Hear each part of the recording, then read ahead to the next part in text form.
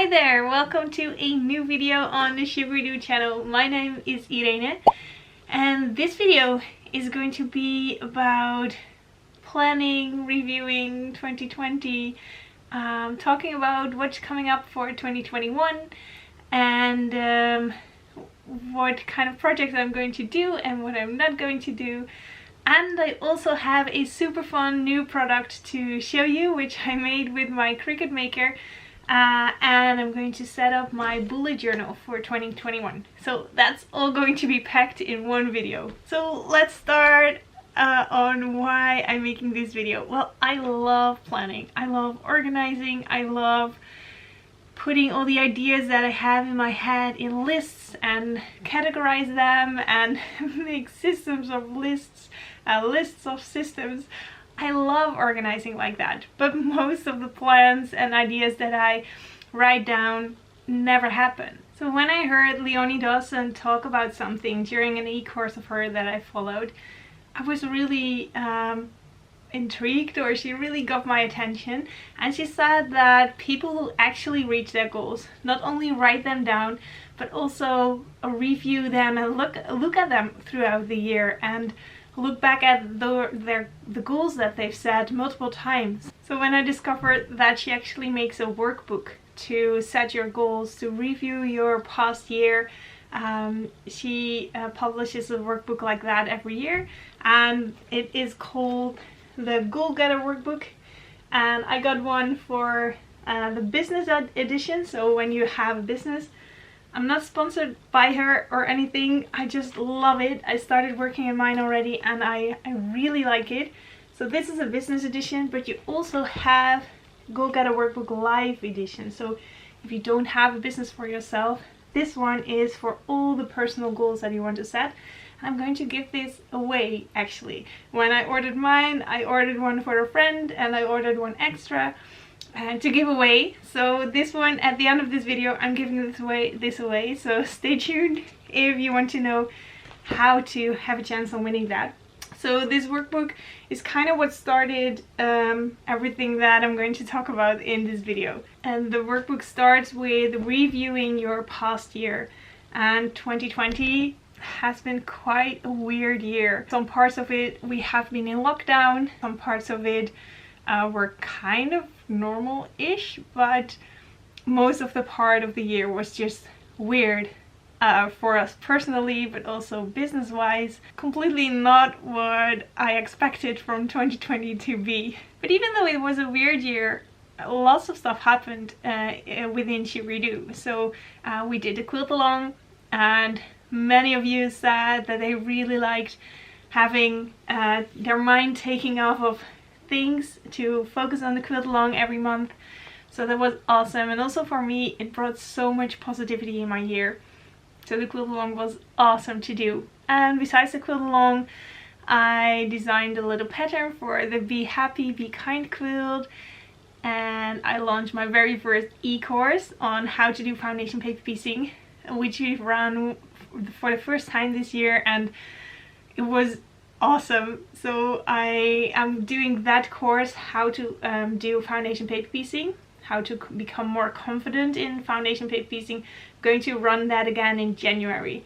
So if you're interested, take a look at the links below to drop in your email address so I can keep you updated on when the doors are going to open again. So yeah, those are big things that happened in Sugaridoo. And in the middle of that I also got pregnant, so during which the first month of that weren't so smooth, so that also happened. And now I'm looking back at my year and I'm re-evaluating what is the thing that I love doing most and what did I do in this year.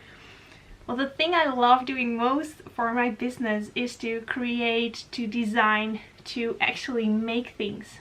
And when I then look back at the past year, I'm wondering a little bit, why didn't I create more quilt patterns? Because I love to do that. And what came in the way of me making more quilt patterns? Well, there's a lot going on between these big projects. I'm sending out orders every week. I've tried making YouTube videos weekly. Some of those things just stood in the way of me creating and designing more. So I started working on my book, but kind of paused that when I got pregnant, and yeah, I just didn't create as much as I would love to. So for the next year, I'm trying to figure out a plan on how can I create more and do more of what I really love, and let go maybe of a few things that I like to do but get in the way of me creating. So for my YouTube channel, that means I am going to go back to making one video every 2 weeks. Quite a lot of work goes into making YouTube videos. I love making YouTube videos, but I love bringing out new patterns even more. So one video every 2 weeks. And when I started thinking about making this video, I went back to last year on my YouTube channel, and I saw that I then recorded a video which was called "It's Okay to Not Do It All," which really made me laugh. I'm still learning, and a year later I'm still working on the same stuff. So not doing everything is completely fine, because finding your focus and finding what you love doing most, I think that's so important. So also for myself, it's okay to not do it all. So I'm going to scale back a little bit on YouTube, and I hope that that way I have more room to create, because I'm working on my book and I've picked up designing the patterns for that again, because now my fabric came in, and these are the colors of the fabric that I'm going to work with in the quilt. And I love having those around, because when I then draw up my block, I'm now in the process of sketching everything, and after that I'm turning those sketches into straight line patterns, so straight line drawings. Those go into my quilt design software, and then I can actually start making them with my fabric. But having this pile of fabric in the room really helps me draw those patterns. So that's awesome that those fabrics came in, and now my book, the blocks for my book, take more and more shape. So that's going to be a lovely project that I want to work on. And some other big things that I want to do in 2021, of course, building this baby and taking time off to really have a relaxed period after the baby is there, that we have time with our family and that I don't have to rush myself to go back to work again. So then there's going to be a lot of baby time. So besides my book, the other big thing that I have in mind for 2021 is creating a course to design your own foundation paper piecing patterns. So many requests have been dropped into my inbox of people who really want to make or learn how to make their own patterns, and I totally get that. It is so much fun to make a drawing that you have into a pattern. So I am going to make that course. But I thought let's take a dive into my bullet journal for 2021 and show you how I'm going to use my the planner stickers that I designed, especially for quilters who use a bullet journal. I'll show you how I use those in my bullet journal, and along the way talk you through everything that's coming up in 2021. So here we have the planner stickers that I've created. I have made two colorways, sorbet and the pink one with blue colors. The stickers are the same, but the colors are just different. So those will both be in my shop. Here I have a new notebook. I love new notebooks. This is a Leuchtturm with dots in it, and I've already started in it. Hello 2021. Let's see what we can expect from this year. So I started my bullet journal with setting up a spread for 2021 with the month. So here I can jot down big things that I have planned for the year. So let's see what we have planned. Well, in April we of course have planned the baby. Well, we didn't plan it, but the baby is going to be due in April. So I guess that month and the month after that is pretty booked. And in January we're going to do the foundation paper piecing course again. And so that is how to do foundation paper piecing. So if you want to learn that technique, this course is perfect for you. And then what I wanted to do, maybe this is nice to share with you to get a insight in my unrealistic planning. What I wanted to do was, I thought, February, then the FPP course is going to run, but I have already created it. So I thought, well, February and March, then I can make my new block design course in February, and then in March I can work on my book, and then take some time off when there is a baby. But I think already in March, when I'm at the end of my pregnancy, I won't have so much energy left. And in February the course is running, so that also means I will keep an eye on it and answer questions, do some live Q&As. So I also will be busy with the FPP course in February. And then I think I should just start working on my new block design course after the baby is here. So actually I can't really jot down stuff because I don't know how it's going to go. Maybe everything will go great with the baby and I will be back to work soon, but maybe not. Maybe I'll be back to work in July. So I think I'm going to leave this open, and when there's time, when there's energy, the two main things that I want to work on are my book and are the block design course. These are the two things that I want to work on, and I'm just going to continue working on them after the baby's here. And then in the end of the year, in September, October or November, these two courses, the FPP course and the block design course, will be repeated again. So for now I'm just going to leave this open. I can always fill it in later, but this one is kind of a factor that's not known yet how things are going to go. So let's start with January, and here is where my labels first come in. So I am going to go with these happy colors, and these ones I'm going to put aside for now. And there are two sets of stickers. So here we have all the month of the year and some labels, and how you can use those is that you can put them at the top of your page or at the side, and I'm going to go with the side. So what you do then is place your sticker like so, turn it and fold it double, and what it does is when your journal is closed, you can see that here we have January, and that is great. So there's a January tag, and you can make a tag for each month so that you can really easily see where your month is. So what I like to do at the beginning of my month is make a month overview. So here you can write down the days you're working or the days you're on holiday. I still have to fill this out, but what you could also do is make this a kind of a tracker. So if you want to meditate every day or do yoga or go outside every day, then you can write that down on top and then cross it off every day that you've done that. So what I then want to make is a tracker. And for that I have these stickers, and I'm going to put them at the top of my page.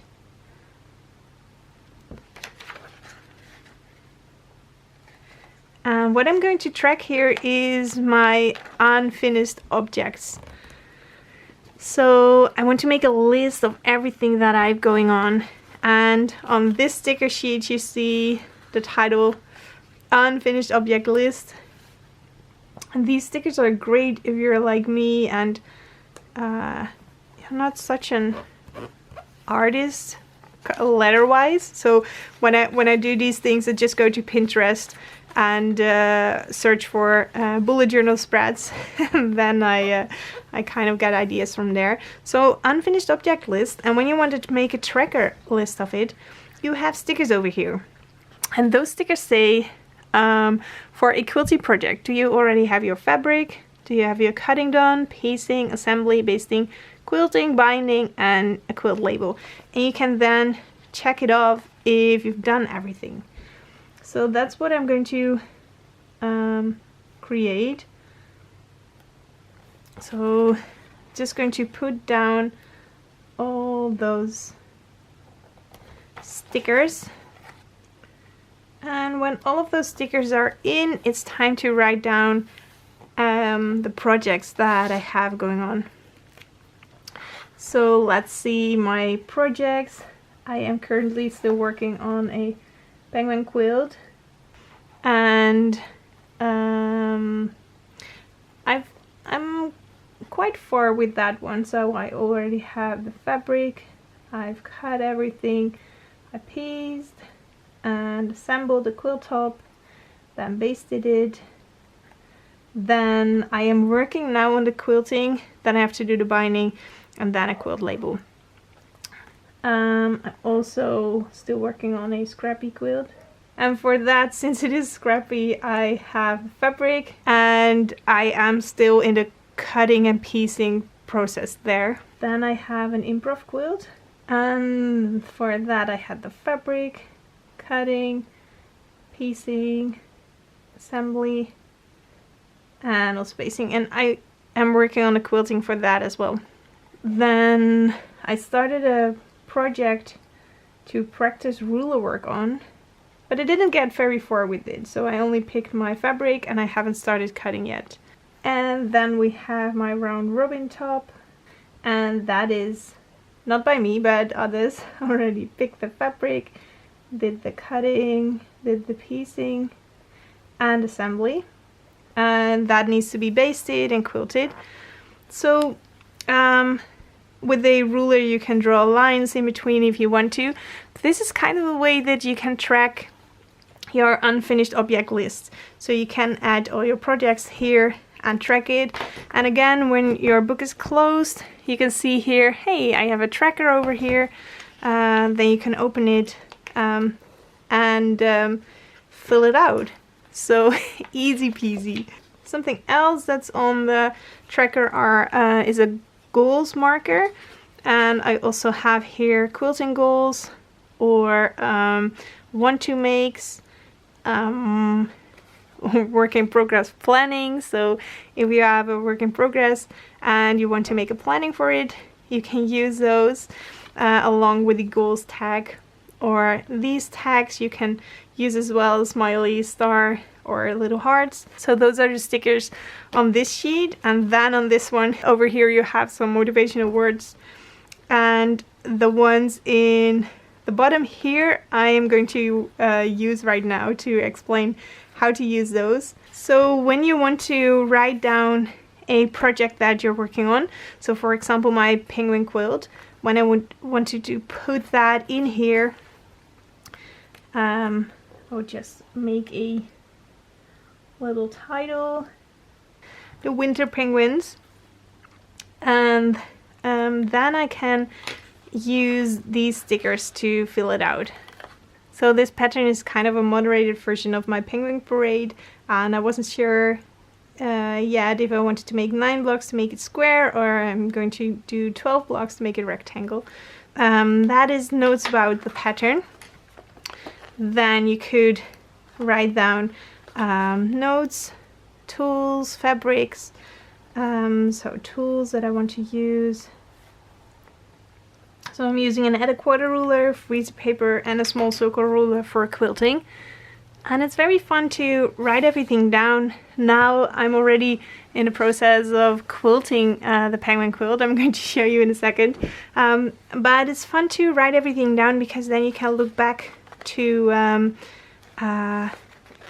to your work to see what you use, what you needed, if you've ever want to make some kind of the same project again. I had a half yard bundle, so I'm not completely done. There's room for more notes, but this is kind of how you could use those to write out a complete project that you're working on. So that is that's what this is. Let's put a little heart over here. I love that project. Then something else that's maybe fun to share is quilting goals. So goals that I have to quilt in 2021. I would love to do a 100-day project. I see so many cool 100-day projects on Instagram. And I want to practice with more complex designs with rulers and also with free motion quilting. So those are things that I really want to practice on. Of course, I want to finish the design of my Happy Notes book that I'm creating. And I have a animal block series in my mind that I really want to make. So those are ways that you can use the Sugaridoo planner stickers in your bullet journal for quilting. And it's not that I'm only using it to plan out things. I actually use my bullet journal as a journal. So I love that it's not dated. So what I would do is now I've jotted down a lot of lists after each other. But mainly I use it as a daily journal. I write a little bit. Things that I'm grateful for, things that happen, things that I'm thinking about. I just jot it down, and then every once in a while I'll just fill a page with some sketches or with a list or with a project like the penguin quilt. Let me show you the penguin quilt, by the way. That is a nice one, I guess. So right now it's 9 blocks, but I'm thinking about adding some more blocks to it. So it's now 3, 3, 3. Maybe I'm going to add one more row. And let me show you the back, because there you can see the circles that I've quilted. I love that effect. So I have quilted around the penguins and then inside, and then in between I'm quilting those circles which give a lovely snowbally effect on the quilt. So that is a work in progress. Almost done the quilt, almost done on the quilting, so then I can add or maybe another row, or going to add the binding and just finish it. So yes, that's already a pretty long video, I guess. So yeah, those are my plans for 2021. Now you know what's going to happen, or at least what I'm working on, and when it's all going to happen. Best way to find out is follow me on my Instagram, because in my stories and on my feed I'll just show you, share with you when big things happen and what I'm working on. So now for the Goal Getter workbook.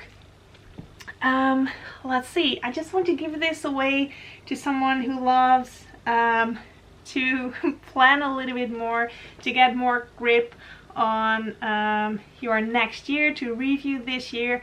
If you would love to win this, please share a comment down below in the comment section on YouTube telling me what is the thing that you love most and how are you going to make more time to do that in the new year.